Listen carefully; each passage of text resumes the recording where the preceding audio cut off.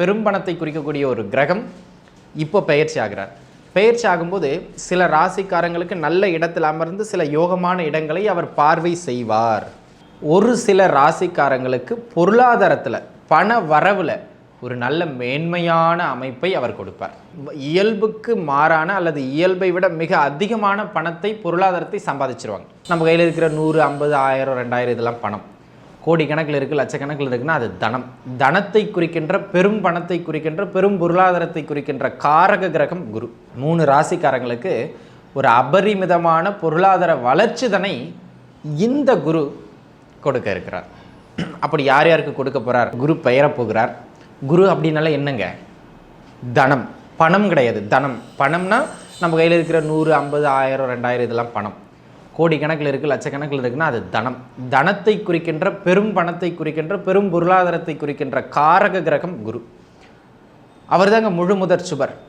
குரு பகவான் சுக்கிரனையும் விட மேலான பணத்தை கொடுக்கக்கூடியவர். சுக்கிரன் 1000னா குரு லட்சம், சுக்கிரன் லட்சம்னா குரு கோடி. சுக்கிரன் நீங்கள் கோடின்னு எடுத்துக்கிட்டிங்கன்னா அதுக்கு மேலான பணத்தை குரு குறிப்பார். அந்த மாதிரினா பெரும் பணத்தை குறிக்கக்கூடிய ஒரு கிரகம் இப்போ பெயர்ச்சி ஆகிறார்.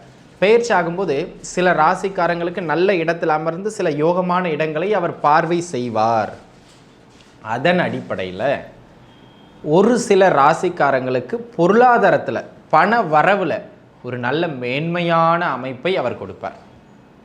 ஆக இந்த காலகட்டங்கள்லாம் எளிமையாக அவங்க இயல்புக்கு மாறான அல்லது இயல்பை விட மிக அதிகமான பணத்தை பொருளாதாரத்தை சம்பாதிச்சிருவாங்க.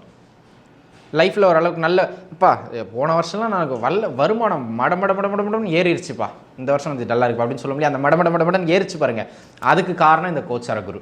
அப்படி பார்க்கும்போது ஒரு 3 ராசிக்காரங்களுக்கு நண்பர்களே, 3 ராசிக்காரங்களுக்கு ஒரு அபரிமிதமான பொருளாதார வளர்ச்சிதனை இந்த குரு கொடுக்க இருக்கிறார்.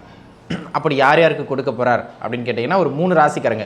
அப்போ மற்ற ராசிக்காரங்களுக்கு பொருளாதார வளர்ச்சி கொடுக்க மாட்டார். 12 ராசிக்காரங்களுக்கு பணத்தை கொடுப்பார். நம்ம சொல்கிறது டாப் 3. அந்த டாப் 3 லிஸ்ட்டில் இருக்கிறவங்க யார்? அந்த ராசிக்காரங்களுக்கு தான் பண வரவு அதிகமாக இருக்கும். முதல் அமைப்பாக மேச ராசி நேயர்களுக்கு, அவர்களுடைய ஜென்ம ராசிக்கு 2ஆம் வீட்டில் குரு அமர்ந்து யோகத்தை தருகின்றார். பொருளாதார ரீதியாக மிகப்பெரிய வளர்ச்சியை தரப்போகின்றார். ஆக உங்கள் ஜாதகமும் இதுக்கு ஒத்துழைச்சது அப்படின்னு சொன்னால் அபரிமிதமான வளர்ச்சி உண்டு அப்படிங்கிறதுல எந்த விதமான மாற்று கருத்தும் கிடையாது. சரிங்களா? அதனை அடுத்ததாக விருச்சக ராசி நேயர்கள், அதாவது உங்களுடைய ஜென்ம ராசிக்கு 7 அமர்ந்து குருபல ஸ்தானத்தில் அமர்ந்து 11ஆம் வீட்டை பார்ப்பது ஒரு மிகப்பெரிய யோகம். கன்னி வீட்டை 11ஆம் வீட்டை பார்ப்பது மிகப்பெரிய யோகம். அந்த விதத்தில் விருச்சக ராசி நேயர்கள் 2ஆம் கட்டமாக, அதாவது 2ஆம் தரமாக பொருளாதார யோகத்தை பெறுகின்ற ராசிக்காரர்களாக இந்த குரு பெயர்ச்சியில் அமைகின்றீர்கள்.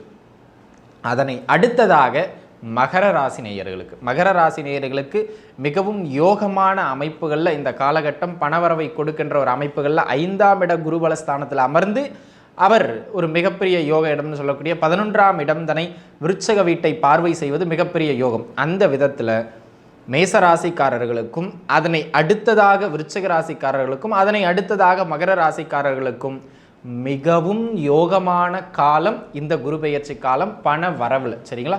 ஆக இந்த காலகட்டம் பணம் சிறப்பாக வருங்க. உங்கள் ஜாதகப்படியே நல்ல தசை நடந்ததுன்னா அது அபரிமிதமாக இருக்கும். தசா புக்தி கொஞ்சம் முன்ன பின்ன இருக்குது, சரியில்லை அப்படின்னு சொன்னால் பணத்தின் அளவு குறையும், ஆனால் பணம் வரும். சரிங்களா? அந்த விதத்தில் இந்த காலகட்டம் பண வரவுக்கு மிக சிறப்பான காலகட்டம். பயன்படுத்தி கொள்ளுங்கள். நன்றாகவே இருப்பீர்கள். நன்றி, வணக்கம்.